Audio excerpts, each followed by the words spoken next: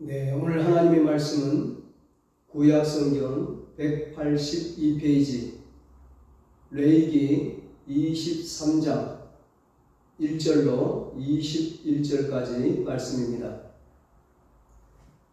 본문을 한번 읽고 말씀을 들으시면 감사하겠습니다. 오늘은 맥주 감사절입니다. 오늘 맥주 감사절에 주시는 하나님의 은혜가 우리 은성교회 모든 가족들에게 풍성하게 임하기를 주님의 이름으로 축복합니다. 오늘은 첫 열매로 감사하면 풍성한 추수의 복을 누립니다.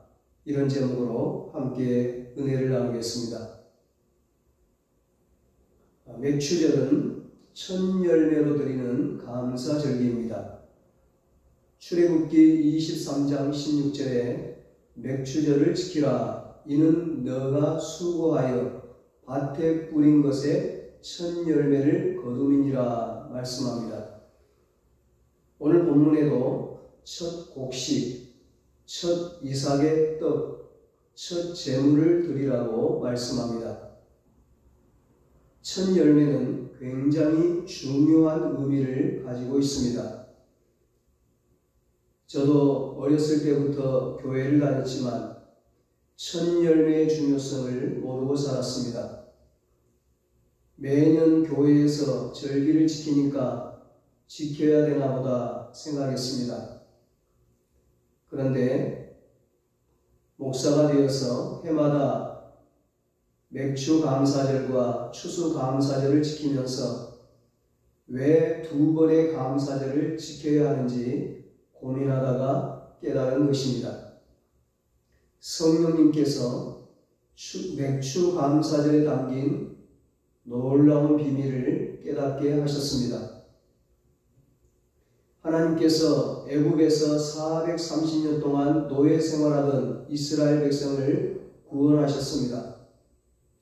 광야 40년을 구름기둥 불기둥으로 생수와 만나로 먹이시면서 인도하셨습니다. 그리고 마침내 약속의 땅 가나안에 들어가 직접 농사를 지어 추수를 하게 될 때 첫 열매는 반드시 하나님께 드려 감사절로 지키라고 하셨습니다. 오늘 본문 10절과 그리고 20절에 말씀합니다.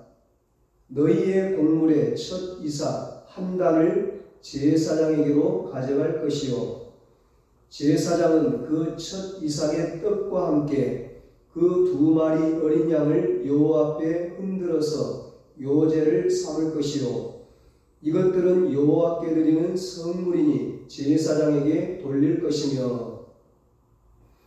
이 말씀은 가나안 땅에 들어가 농사를 짓기 시작할 때 하신 것이 아니고 애굽에서 나와 광야를 지날 때에 시내산에서 모세를 통해 하셨습니다.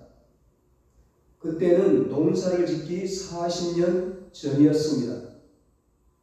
그러니 하나님께서 이 말씀을 하신 것은 즉흥적인 것이 아니었고 오래전부터 계획하신 분명한 의도와 목적과 매우 강한 의지를 가지고 하신 말씀인 것을 알 수 있습니다. 그리고 출애굽기, 레위기, 신명기에 걸쳐 계속 말씀하셨고 역사서, 예언서, 신약성경에 이르기까지 첫 열매에 대하여 계속 말씀하셨습니다. 그리고 하나님께서는 첫 열매를 바치면 복을 주시겠다고도 약속하셨습니다. 잠언 3장 9절로 10절에 말씀합니다. 내 재물과 내 소산물의 처음 익은 열매로 여호와를 공경하라. 그리하면 내 창고가 가득히 차고 내 포도주터에 새 포도즙이 넘치리라. 아멘. 이렇게 오래전부터 하나님께서 계속해서 첫 열매의 감사 신앙에 대해서 말씀하신 이유는 하나님을 잊지 말라는 것입니다. 잊으면 하나님과의 관계에 문제가 생기는 겁니다. 문제가 생기면 우리 인생 전반에 문제가 생기는 거죠.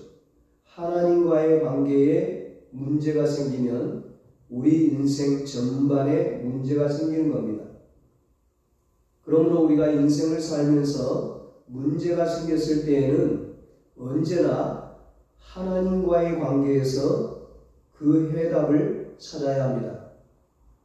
그래야 문제가 쉽게 풀립니다.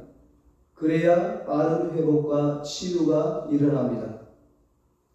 이스라엘 백성들이 가나안 땅을 정복할 때 첫 번째 성인 여리고 성에서는 기적적인 승리를 거두었지만 두 번째 아이 성에서는 패배했습니다. 두 번째 아이 성은 첫 번째 여리고 성보다는 훨씬 더 작은 성입니다. 그런데도 아이 성에서는 대패하고 말았습니다.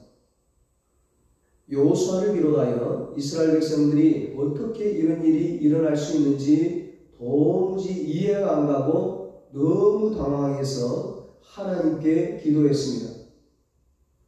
그때 하나님께서 이스라엘 백성들 중에 천 열매에 손을 댄 자가 있음을 지적하셨습니다. 여호수아 6장 16절부터 보면 하나님께서는 여호수아를 통하여 여리고성을 공격하기 전에 이스라엘 백성들에게 분명히 명령하셨습니다. 여호와께서 너희에게 이 성을 주셨느니라. 이 성과 그 가운데 있는 모든 것은 여호와께 온전히 바치되 오직 너희는 그 바친 물건에 손대지 말라. 은금과 동철 기구들은 다 여호와께 구별될 것이니 그것을 여호와의 곳간에 드릴지니라 하니라. 하나님께서 이렇게 말씀하신 것은 여리고 성이 가나안 땅에서 하나님께서 주신 첫 성이기 때문입니다. 첫 번째 성. 다른 성에 대해서는 이렇게 말씀하지 않으셨습니다. 그런데 언제나 하나님의 말씀을 소홀히 여기는 자가 있는 것처럼 아간이라는 자가 재물에 눈이 어두워 전리품 중 은덩어리와 외투를 감춘 것입니다. 사람들은 감쪽같이 속였지만 하나님은 속일 수 없었습니다. 하나님은 다 보고 계시고 알고 계셨습니다. 그래서 하나님께서 아이성에서 이스라엘 백성을 돕지 않으셨다는 것입니다. 그래서 패배한 것입니다. 천 열매에 손을 대는 것이 이처럼 무섭다는 것을 보여주신 것입니다. 왜 나에게 이런 문제가 생겼는가? 왜 우리에게 이런 실패가 찾아왔는가? 왜 이 땅에 이런 재앙이 찾아왔는가? 우리는 영적인 귀를 열고 말씀을 통해 하나님의 음성을 들을 수 있어야 합니다. 이스라엘 백성들이 바벨론 포로 생활에서 예루살렘으로 귀환했을 때 총독 느헤미야는 무너진 예루살렘 성벽을 재건했는데 낙성식을 하기 전에 먼저 부흥회를 열었습니다. 수문학 광장에 모인 이스라엘 백성들 앞에서 율법을 연구하고 가르치던 학사 에스라가 하나님의 율법을 읽어 내려갔습니다. 그때 이스라엘 백성들이 말씀을 들으면서 다 우는 겁니다.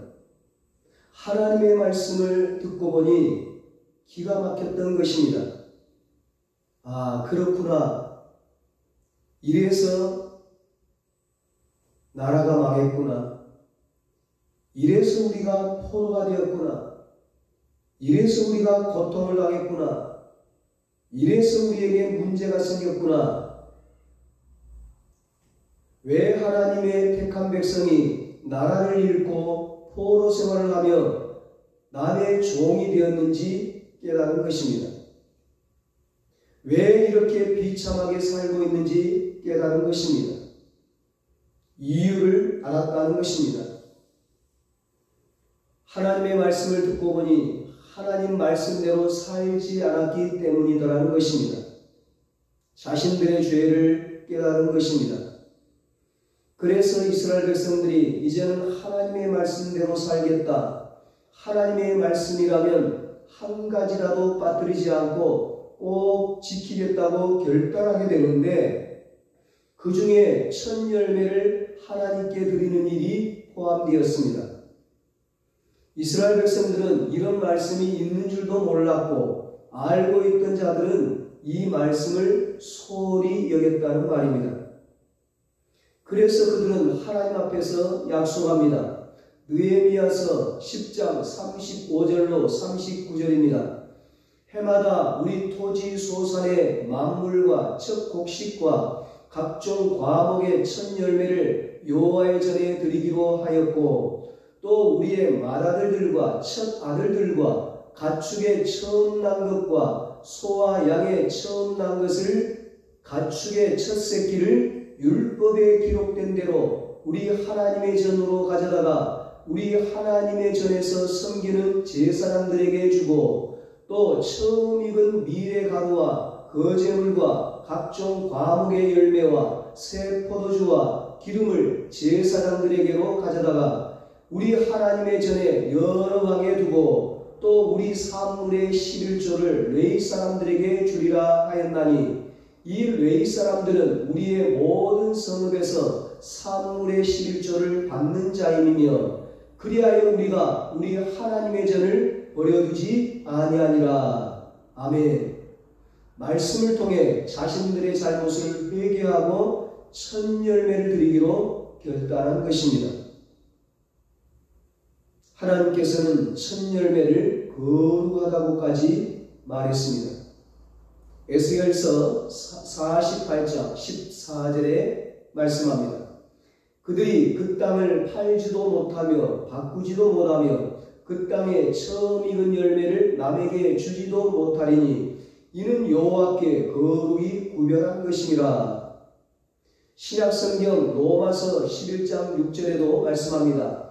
제사하는 처음 익은 곡식가루가 거룩한즉 떡덩이도 그러하고 뿌리가 거룩한즉 가지도 그러하니라. 아멘. 이 말은 첫 열매는 하나님의 것이라는 말입니다. 우리의 것을 하나님께 드리는 것이 아니고 하나님의 것을 하나님께 드리는 것입니다. 이 말은 첫 열매를 드리면서 자신의 것을 드리는 것처럼 부담된다, 힘들다고 말하지도 말라는 것입니다. 우리가 남의 것을 도둑질했다면 큰 죄책감을 가질 것입니다. 만일 어려운 일이 생기면 도둑질한 그 죄 때문에 내가 벌을 받는 것인가 하고 괴로워할 것입니다. 사람의 것도 도둑질하면 이런데 하나님의 것을 도둑질하면 어떠해야 하겠습니까? 정말 두려워해야 할 것입니다. 진짜 두려워할 자는 사람이 아니라 하나님이시라고 예수님께서 말씀하셨습니다. 제자들이 핍박당하는 것을 두려워하자 예수님께서 말씀하신 거예요.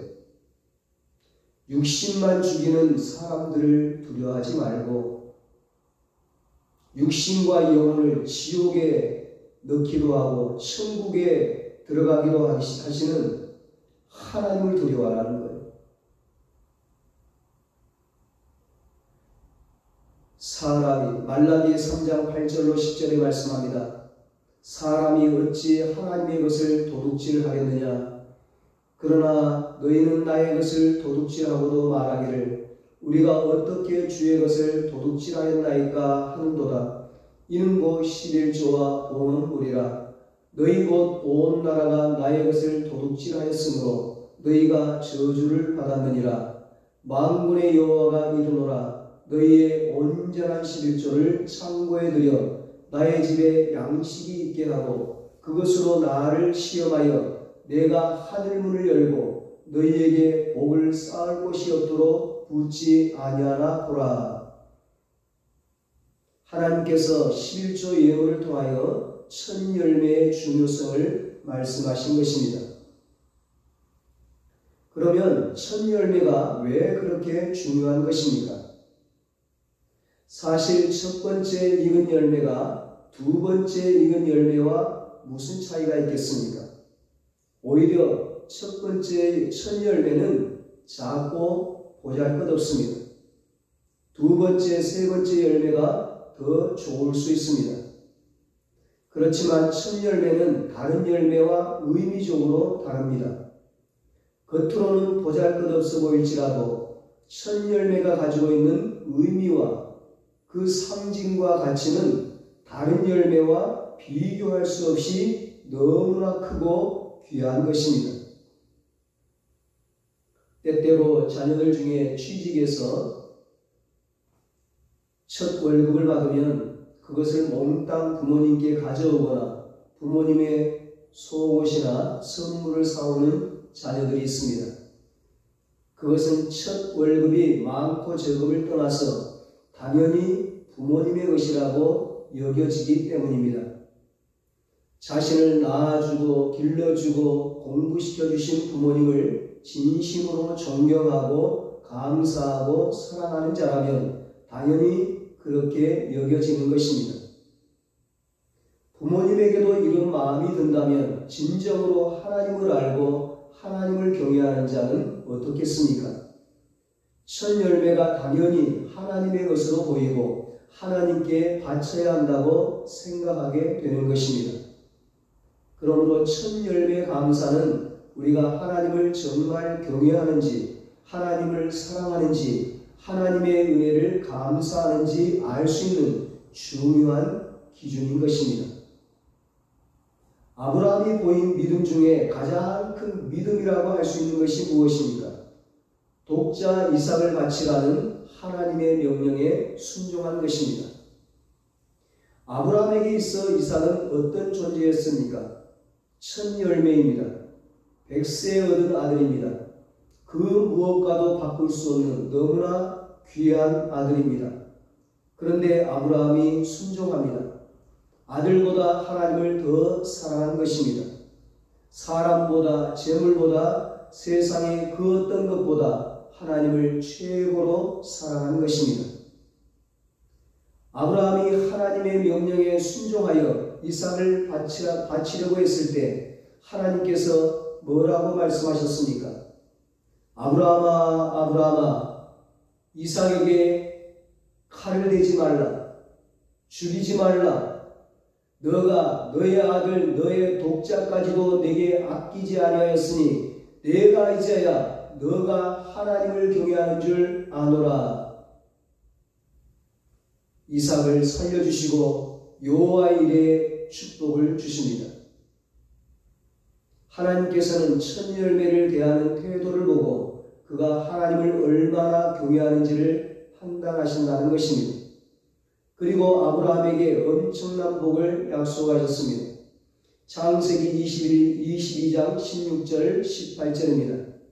이르시되 여호와께서 이르시기를 내가 나를 가리켜 맹세하노니 너가 이같이 행하여 너의 아들 내 독자도 아끼지 아니하였은즉 내가 너에게 큰 복을 주고 내 씨가 크게 번성하여 하늘의 별과 같고 바닷가의 모래와 같게 하리니 내 씨가 그 대적의 성문을 차지하리라. 또 내 씨로 말미암아 천하 만민이 복을 받으리니 이는 내가 나의 말을 준행하였음이니라 하셨다 하니라. 아멘.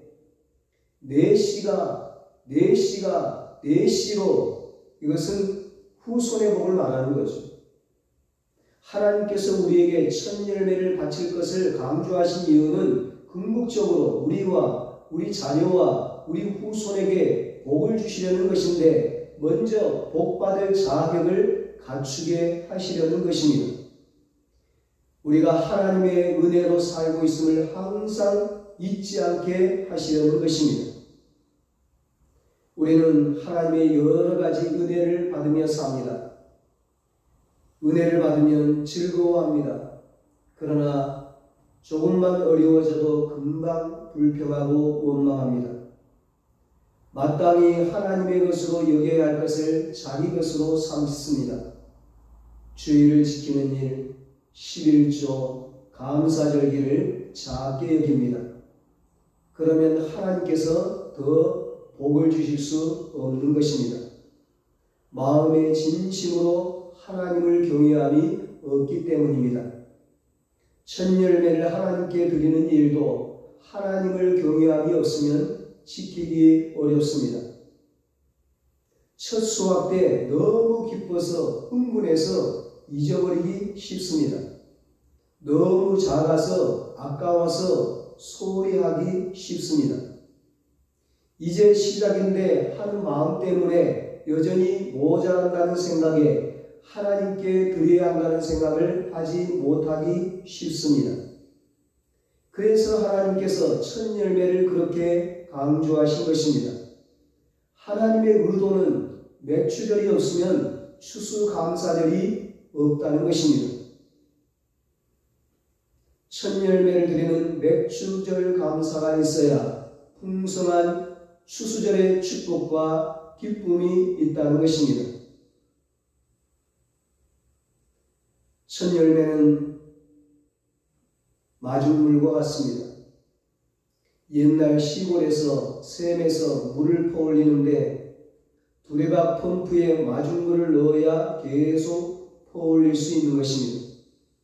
마중물이 없으면 샘에 아무리 물이 많아도 물을 한 방울도 퍼올릴 수가 없습니다.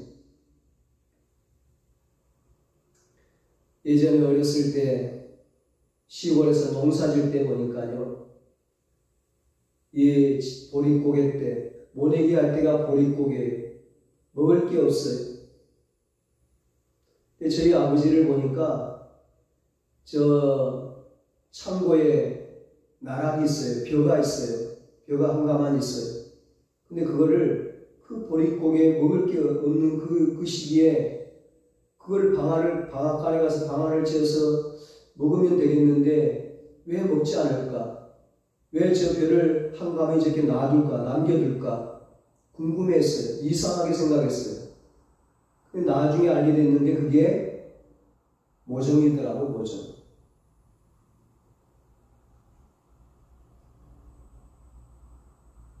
마중물을 한 바가지 부어 넣으면 10통, 20통, 100통을 퍼올릴 수 있는 거죠. 벼 모종씨도 그렇습니다. 첫 열매는 벼 모종씨, 곡식의 모종씨와 같습니다. 아무리 먹을 것이 없고 배가 고파도 모종씨는 먹지 않습니다. 모종씨를 남겨두어야 벼를 심을 수 있고 곡식을 심을 수 있기 때문입니다. 모종씨를 통해 100배, 1000배 수확을 거두게 되는 것입니다. 그러므로 첫 열매는 축복의 씨앗인 것입니다. 축복의 씨앗을 뿌려야 축복의 열매를 거두는 것입니다. 기도의 씨앗을 뿌려야 응답의 열매를 거두는 것입니다. 헌신의 씨앗을 뿌려야 상급의 열매를 거두는 것입니다. 신혼여행 가서 예배드린 부부는 이혼율이 거의 제로라고 합니다. 거의가 이혼하지 않고 행복하게 잘 산다는 것입니다. 먼저 첫 열매를 하나님께 드리는 신앙이 있으면 하나님께서 그들을 붙잡아 주신다는 말입니다. 그러나 첫 열매의 감사신앙의 가장 큰 복은 예수님을 더욱 깊이 알게 되는 것입니다. 성경에 보면 첫 열매에 대한 너무나 놀라운 비밀을 말씀하고 있습니다. 예수 그리스도가 첫 열매라는 말씀입니다. 예수님이 첫 열매가 되시는데 무엇의 첫 열매가 되십니까? 잠자는 자들의 첫 열매, 즉 부활의 첫 열매가 되시는 것입니다. 고린도전서 15장 20절 이하에서 이렇게 말씀하고 있습니다. 그러나 이제 그리스도께서 죽은 자 가운데서 다시 살아 잠자는 자들의 첫 열매가 되셨도다. 그러나 각각 자기 차례대로 되리니 먼저는 첫 열매인 그리스도요, 다음에는 그가 강림하실 때 그리스도에게 속한 자요. 아멘. 예수님이 부활의 첫 열매가 되시고, 그리고 부활의 예수님이 다시 강림하실 때, 재림하실 때 예수 그리스도에게 속한 자, 곧 예수 그리스도의 부활을 믿는 자,